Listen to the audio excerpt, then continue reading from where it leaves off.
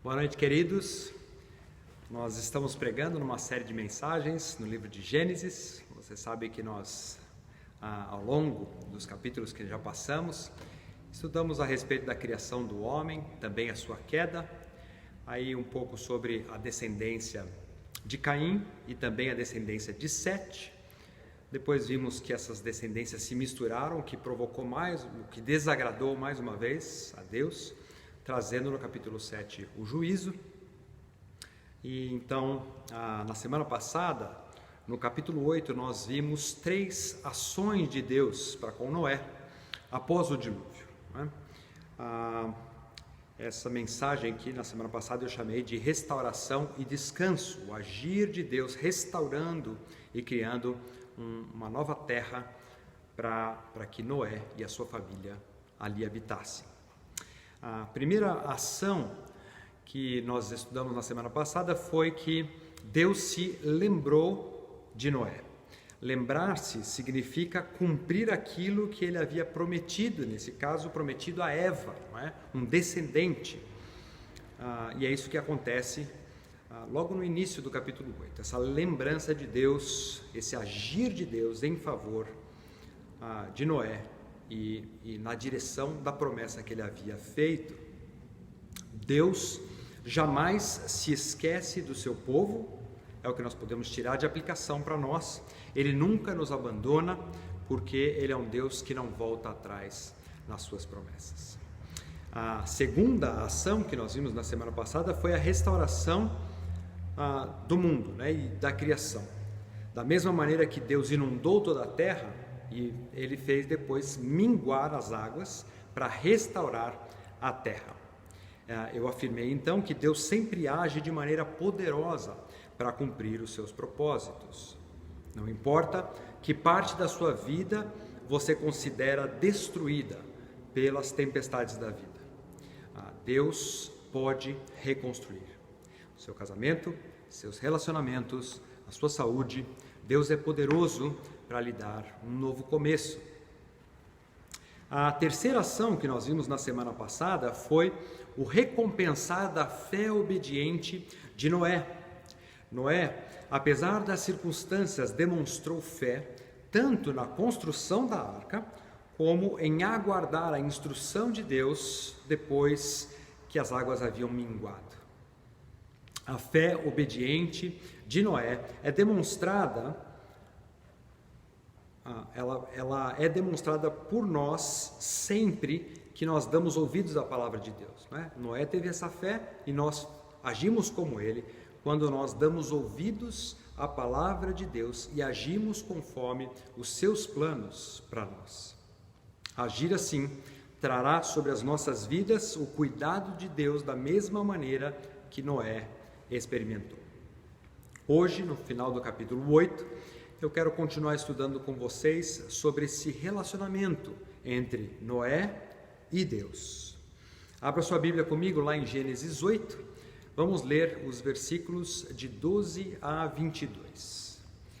Palavra de Deus em Gênesis 8, vamos ler o finalzinho, da semana passada, 18, e vamos até o verso 22.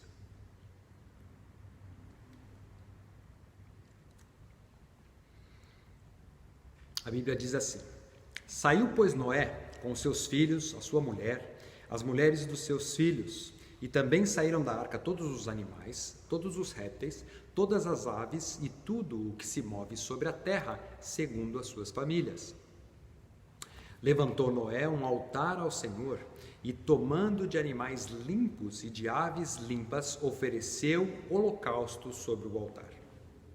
E o Senhor aspirou o suave cheiro e disse consigo mesmo: Não tornarei a amaldiçoar a terra por causa do homem, porque é mau o desígnio íntimo do homem desde a sua mocidade. Nem tornarei a ferir todo vivente como fiz. Enquanto durar a terra, não deixará de haver sementeira e ceifa, frio e calor, verão e inverno, dia e noite. Eu quero estudar com vocês esse relacionamento entre Noé e Deus, como eu já disse, mas antes disso, Vamos orar. Vamos entregar nas mãos do nosso Deus esse momento da pregação da palavra, que essa palavra possa agir e falar conosco nessa noite. Oremos. Pai querido, te agradecemos mais uma vez pela tua palavra e te pedimos, Senhor, para que a palavra pregada neste momento possa ser a expressão da tua vontade para o teu povo. Senhor, te peço para que o Senhor esteja comigo no momento da pregação, não permita que as minhas limitações atrapalhem a tua mensagem. E te peço também que cada um que estiver ouvindo essa mensagem possa estar com a mente atenta, e o coração aberto para ouvir do Senhor aquelas áreas em que o Senhor espera de nós mudança, transformação que só sua palavra pode trazer.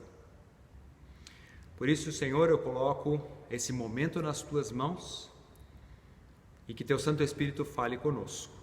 É a minha oração no nome de Jesus. Amém. Então, o primeiro aspecto aqui, desse relacionamento,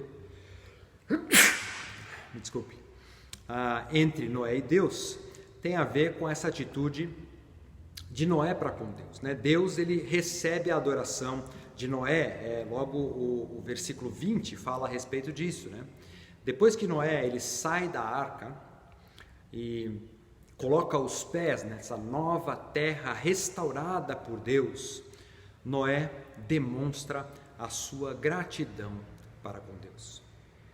O texto de hoje, no versículo 20, vai nos mostrar que a primeira atitude foi dirigir a sua família num ato de adoração a Deus. Noé construiu um altar e ofereceu alguns animais limpos como sacrifício ao Senhor. Noé era um crente firme em sua fé.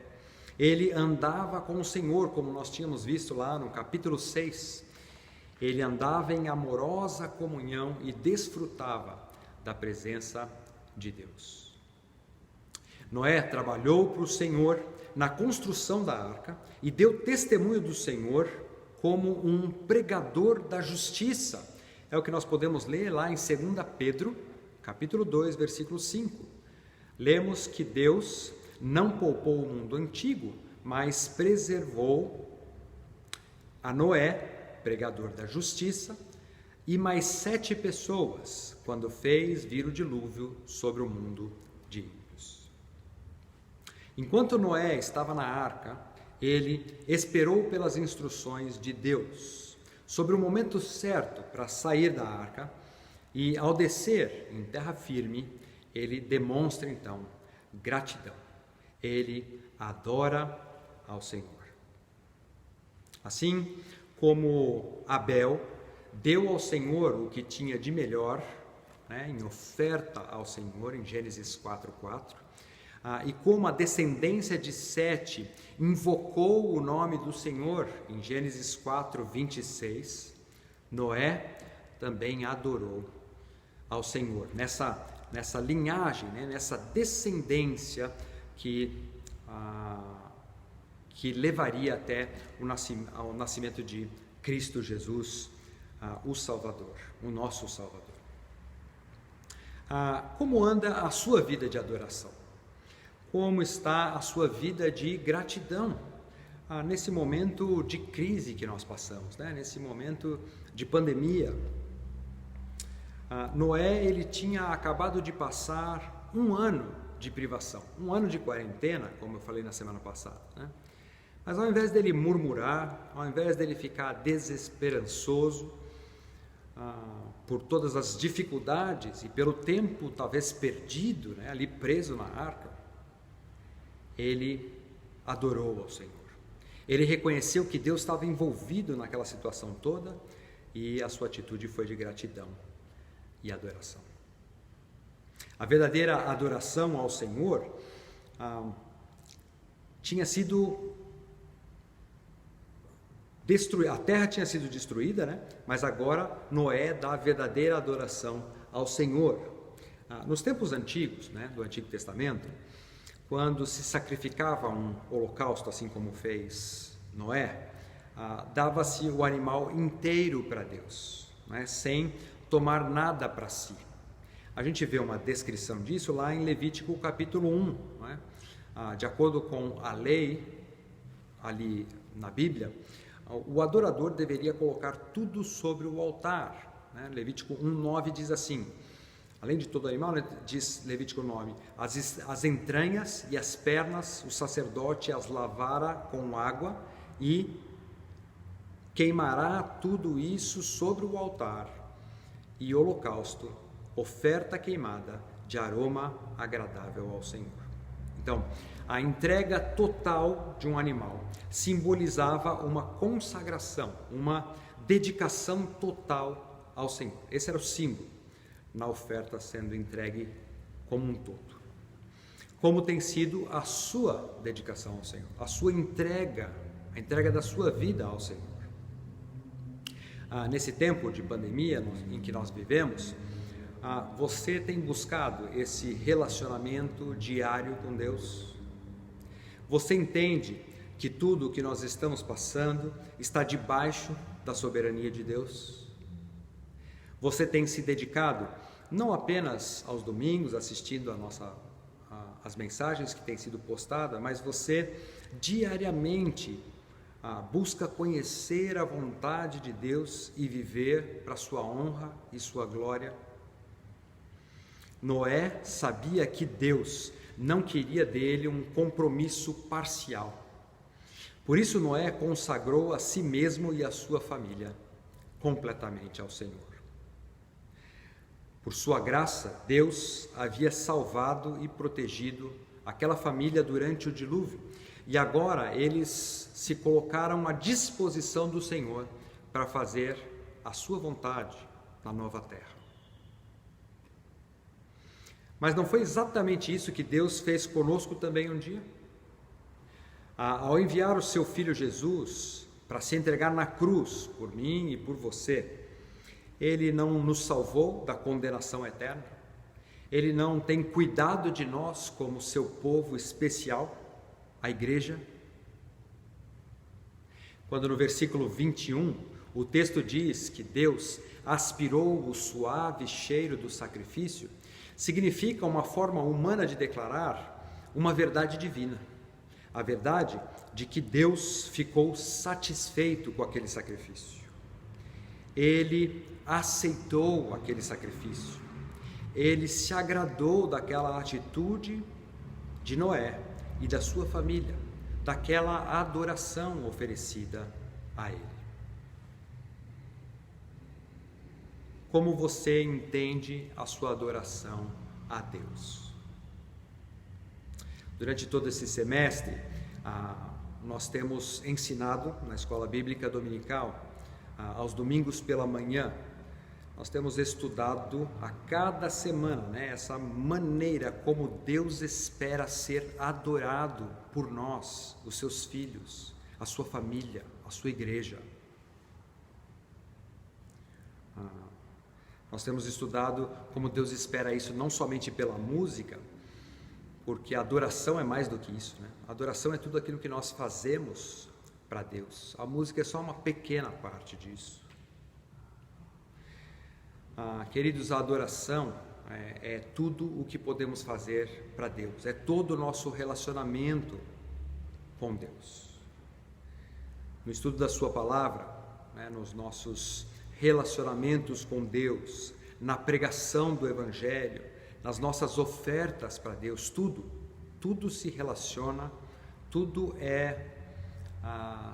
deve ser, feito numa atitude de adoração a Deus, em resposta àquilo que nós conhecemos do nosso Deus e aquilo que Ele espera de nós, como o seu povo. A adoração tem a ver, então, com a boa mordomia de tudo aquilo que Deus me dá. O meu tempo, o meu talento, o meu tesouro e o meu testemunho. É assim que você tem se dedicado a Deus de uma maneira completa, de uma maneira inteira, Deus aceitou a adoração de Noé quando ele aspirou, aquele aroma agradável. Se Deus se recusasse a aspirar aquele aroma do sacrifício, queria dizer que ele estava descontente com seus adoradores. Eu sei disso, porque após o livramento do povo de Israel do Egito, Deus dá recomendações para o seu povo de como eles deveriam viver. E eles se recusam a viver dessa maneira agradável a Deus. Por isso Deus então diz que se eles fizessem isso, Ele os castigaria e não aceitaria a sua adoração. A gente pode ver isso lá em Levítico 26, versos 13 e 14 e também verso 31. A palavra de Deus diz assim, o Senhor dizendo: Eu sou o Senhor, vosso Deus, que vos tirei da terra do Egito, para que não fosseis seus escravos. Quebrei os timões do vosso jugo e vos fiz andar eretos. Mas se não me ouvirdes e não cumprirdes todos esses mandamentos, ele lista uma série de consequências aí, até chegar no verso 31, quando ele diz: reduzirei as vossas cidades a deserto e assolarei os vossos santuários, e não aspirarei o vosso aroma agradável. Em outras palavras, Deus não aceita a adoração de um povo desobediente. Em outras palavras, nós sabemos que importa mais para Deus a obediência do que o sacrifício. Na linguagem do Novo Testamento, o sacrifício, esse sacrifício que era feito no Antigo, era um símbolo desse sacrifício completo, feito por Jesus Cristo. Então, no Novo Testamento, essa imagem se torna real na pessoa do Senhor Jesus Cristo. E Jesus, para nós, é o maior exemplo de alguém que se sacrificou completamente para pagar os nossos pecados. Quando nós lemos textos como Efésios 5:2, que diz assim: andai em amor, como também Cristo nos amou e se entregou a si mesmo por nós, como oferta e sacrifício a Deus, em aroma suave. Essa é uma exortação de Paulo, para que nós tenhamos uma conduta de amor e uma demonstração de que Deus nos amou primeiro, em Jesus Cristo, demonstrado no sacrifício completo do Senhor Jesus Cristo. Então, queridos, nós cristãos, nós não podemos agradar a Deus na nossa própria força, com aquilo que nós somos e fazemos, mas pela fé, agora nós podemos ser aceitos como aroma suave ao nosso Deus, por meio de Jesus Cristo, por causa da morte de Cristo naquela cruz, e porque um dia, e nós entendemos isso, e colocamos nossas vidas nas mãos do Senhor Jesus Cristo. Nós confiamos nesse sacrifício como sendo suficiente para restabelecer esse nosso relacionamento com Deus. Então, nos entregar a Cristo e viver na dependência e submissão a Ele é a única maneira da nossa adoração ser aceita por Deus. Esse é o primeiro passo. Deus mesmo se referiu a Jesus dizendo: este é o meu Filho amado em quem me alegro. Deus se alegrou de Cristo porque o seu sacrifício foi completo. Então, primeiro nós precisamos depositar nossa confiança em Cristo. Assim, quando o Pai olhar para nós, para o nosso sacrifício, Ele nos verá através da justiça do seu Filho Jesus. Voltando para a história de hoje, assim como a arca salvou Noé e a sua família das turbulentas águas do dilúvio, Jesus Cristo é o único capaz de nos salvar das tempestades do juízo de Deus. Você já passou por isso? Você já foi salvo pelo Senhor Jesus Cristo? Se sim, você demonstra a sua gratidão por meio de uma adoração completa a Deus, assim como fez Noé? Um segundo ponto que eu gostaria de ressaltar na história de hoje é Deus reafirmando, né? Se por um lado Noé demonstra sua gratidão a Deus, Deus reafirma a ordem natural das coisas e mais uma vez age em favor de Noé e sua família, em favor do homem. Em Gênesis 8, 21 e 22, esses versículos nos dizem assim: E o Senhor aspirou o suave cheiro e disse consigo mesmo: Não tornarei a amaldiçoar a terra por causa do homem, porque é mau o desígnio íntimo do homem desde a sua mocidade. Nem tornarei a ferir todo vivente, como fiz. Enquanto durar a terra, não deixará de haver sementeira e ceifa, frio e calor, verão e inverno, dia e noite. Repara aqui no versículo 21, como o Senhor, ele não disse essas palavras para Noé, se dirigindo a Noé, mas ele diz a si mesmo, né? Disse consigo mesmo, diz o verso 21, em seu próprio coração o Senhor fez esse propósito. Foi assim, né, que Deus, em sua graça, ele retribuiu a fé, essa obediência, essa adoração de Noé. Deus faz esta promessa, então, não é? Que a terra não seria mais destruída por águas de dilúvio, né? Como fez dessa vez. Deus, essa promessa tem uma série de aspectos, né? E o primeiro deles, né, é que a terra não seria mais amaldiçoada. Está aí no comecinho do versículo 21, né? Então, a maldição aqui se trata de uma destruição por completo. Isso não aconteceria de novo, né? Uma destruição por meio do dilúvio. Mas isso não apaga, né, aquelas maldições que Deus tinha dado ao homem, né, pelo pecado original, a queda de Adão e Eva, né? E também a maldade de Caim, né? Deus havia amaldiçoado a terra em Gênesis 3,17, né, dizendo para Adão: maldita é a terra por tua causa, em fadigas obterás dela o sustento durante os dias da sua vida. E depois Deus acrescenta nessa outra maldição a vida de Caim, né, em Gênesis 4, 11 e 12. Né? O texto diz: És agora, Caim, pois maldito por sobre a terra, cuja boca se abriu para receber das tuas mãos o sangue do teu irmão. Quando lavrares o solo, não te dará ele a sua força. Mais uma vez, né, a terra sendo afetada aí, né? Serás fugitivo e errante pela terra.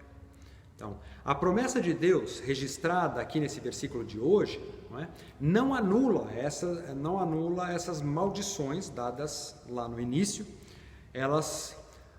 Essas maldições só serão removidas realmente na volta do Senhor Jesus, onde o seu povo, né, o povo de Deus, né, vai habitar na cidade santa.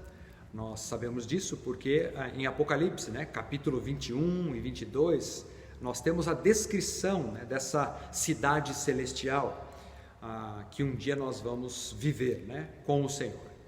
Em Apocalipse 22, 3, que nós lemos a respeito dessa cidade, o seguinte: o texto diz assim: nunca mais haverá qualquer maldição. Tá vendo? Aí a exclusão de toda maldição.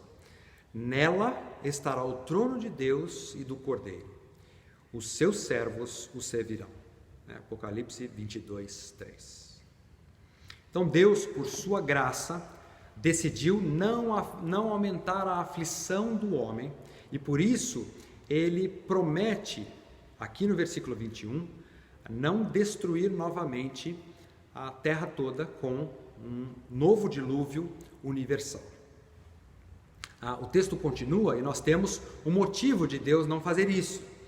Aparentemente, Deus reconhece, né, que o fato de o castigo dele ser pesado sobre o povo, isso não produz necessariamente a transformação no coração do homem, né?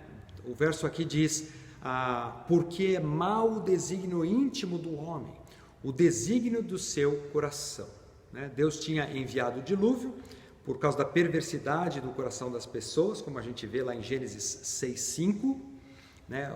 Lá o texto diz, viu o Senhor que a maldade do homem se havia multiplicado na terra e que era continuamente mal todo o desígnio do seu coração.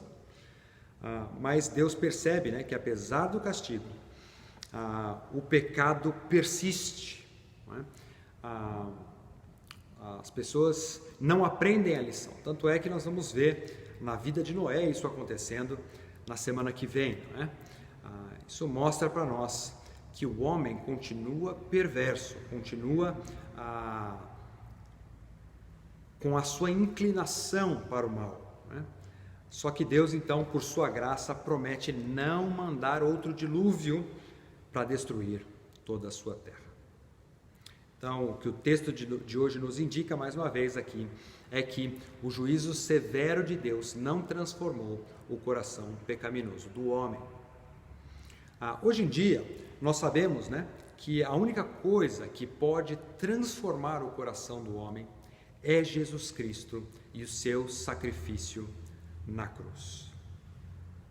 De vez em quando, né, alguma pessoa fica doente e nós temos aquela esperança que agora a pessoa, no meio de um grande sofrimento, vai olhar para Jesus e vai entregar a sua vida. Essa é uma ilusão que nós temos. Eu já vi tantas pessoas gravemente, severamente doentes, né, com problemas de saúde muito severos e até terem uma certa abertura para ouvirem o Evangelho enquanto estão nessa condição, mas que depois abandonam totalmente, né, e demonstram que nunca de fato se arrependeram e confiaram em Cristo.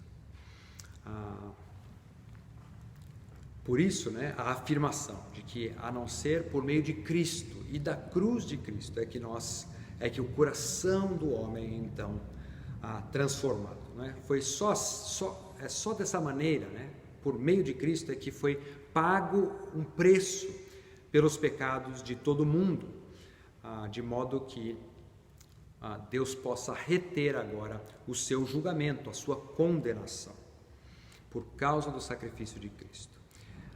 O sacrifício de Cristo fez justiça, né? A lei de Deus foi cumprida e agora Deus pode usar de bondade para com o mundo perdido, para com aqueles que se entregam a Jesus Cristo. Isso não significa que Deus não julga o pecado, não é? Hoje em dia, porque ele hoje em dia, né, ele existe julgamento, né, para o mundo. Às vezes parece que não existe esse julgamento, mas quando a gente lê porções da palavra de Deus, como a carta aos Romanos, no capítulo 1, Deus deixa claro, né, que o julgamento dele está presente, está sendo revelado contra pecadores, e isso acontece e pode ser visto por meio das consequências do pecado. Paulo diz em Romanos que Deus entrega aos homens a sua própria imundícia, ali no capítulo 1, né, de Romanos, que Deus entrega ao homem a sua imundícia, as suas paixões, a uma disposição mental reprovável, e por isso eles se tornam passíveis de morte até. O que Romanos nos ensina é que Deus entrega os pecadores, né, a sua própria escravidão pelo pecado, e as consequências dos seus pecados são colhidas no seu próprio corpo. Um dos maiores julgamentos que Deus pode enviar aos pecadores é deixar que eles vivam a sua própria maneira e depois que essas pessoas paguem pelas próprias decisões, por suas próprias atitudes, não é? No momento, é esse o julgamento que o mundo está experimentando. colher o próprio fruto das suas ações. No futuro, a terra passará mais uma vez por um julgamento de Deus, né? Mas esse julgamento agora não vai ser mais por águas, mas sim pelo fogo, como a gente viu na semana passada, naquele texto de 2 Pedro 3, de 3 a 9. Mas enquanto isso não acontece, o juízo de Deus vem sobre os homens, como está descrito aqui em Romanos. Deus permite que a gente vá se afundando no nosso próprio pecado. É aquele conceito que nós temos ensinado, né? Naquele material de autoconfrontação, a gente vê, né? Aquele ciclo de falhas, né? Como um pecado leva a outro, e vai nos afundando no pecado. Você já percebeu o juízo de Deus na sua vida dessa maneira? Né? Talvez alguma área da sua vida que você começou com um pequeno erro ali, achando, puxa, tudo bem, isso aí todo mundo faz, né? Não é tão grave assim, mas que de repente você se viu enrolado numa situação, fazendo coisas que você mesmo não esperaria que pudesse fazer contra Deus. Queridos, como povo de Deus, nós não podemos brincar com o pecado. Esse julgamento de Deus, ele acontece na vida do incrédulo, mas ele acontece também nas nossas vidas, que um dia já nos entregamos para Jesus. Toda vez que eu, conhecendo a vontade de Deus, eu não dou ouvidos, eu ignoro, e eu ajo como se o Senhor não fosse soberano sobre a minha vida, eu corro o risco de afundar no meu próprio pecado e pagar as consequências que Ele trará sobre a minha vida. Por isso nós, que somos povo de Deus, não podemos brincar com o pecado. Porque a palavra de Deus nos ensina, né, que se nós fizermos isso, Deus vai parar de nos incomodar com o Espírito Santo. Não é dessa forma que a gente abafa o Espírito Santo, não é?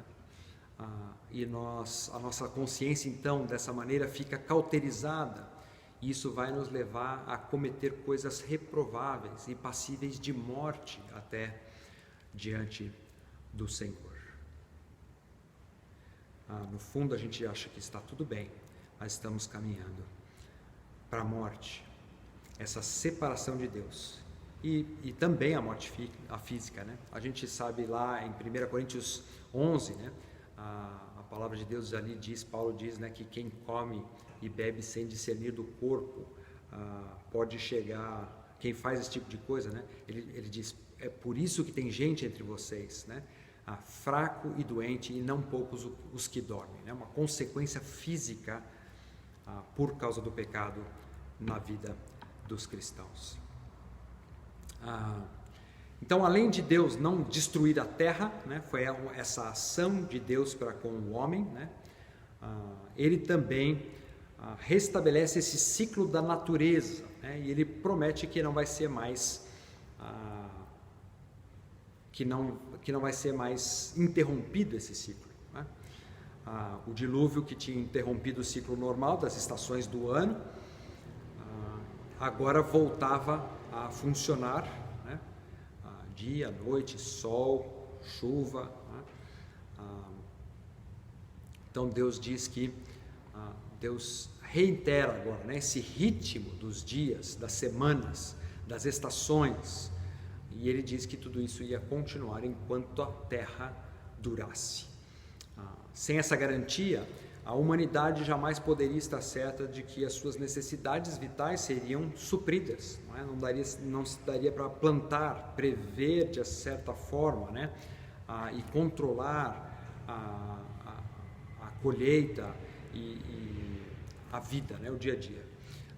Nós sabemos que esses ciclos, né, de dias e noites, semanas e meses, estações do ano, são mantidos pela rotação da Terra no seu próprio eixo, na órbita ao redor do Sol, né? Tem tudo a ver com o posicionamento da Terra, né? A sustentação dada por Deus em tudo isso. Deus fez, então, e promete aqui que esse universo, né, ele funcionaria de maneira eficiente para o homem continuar desfrutando disso, né? Então, apesar de haver milhares de planetas e galáxias, o Senhor escolheu derramar a sua graça sobre nós, né? Sobre esta terra. E foi assim que Deus organizou o universo e também sustenta, né, tudo sobre a terra. É assim que Ele sustenta a vida nesta terra. E isso inclui o ser humano e também toda a sua criação, né? Mesmo que o ser humano negue essas coisas e se esqueça do cuidado de Deus, Deus nunca saiu do controle das nossas vidas. Então a garantia aqui em Gênesis 8:22, né, nos dá uma esperança, né, nos dá essa coragem para enfrentarmos um futuro que é incerto. Todas as noites, quando nós vamos para a cama, né, e os dias vão avançando no calendário, nós temos que nos lembrar, né, de que Deus se preocupa com o nosso planeta, com a sua criação, com a nossa vida e com toda a humanidade. É isso que nos dá esperança, é isso que nos dá conforto, é isso que nos dá segurança. Com a invenção da luz elétrica, né, os meios de transporte, os meios de comunicação modernos, nosso mundo se distanciou daquela vida marcada pelos ciclos da natureza, determinada por Deus. Eu falei um pouco sobre isso quando eu preguei sobre a criação, né, lá no início, em Gênesis 1, né, falando da criação, Gênesis 1 e 2. Nós não vamos mais dormir quando o sol se põe, nós não acordamos mais quando o sol nasce, e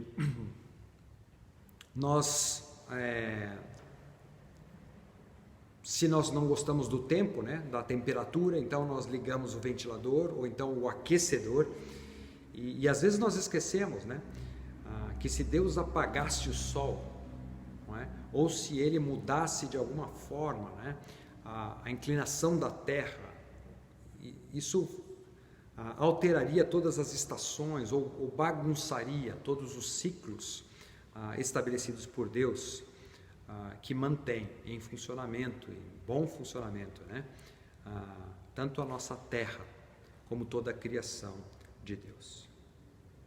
Deus, então, é tanto o criador como o sustentador da vida no texto de hoje.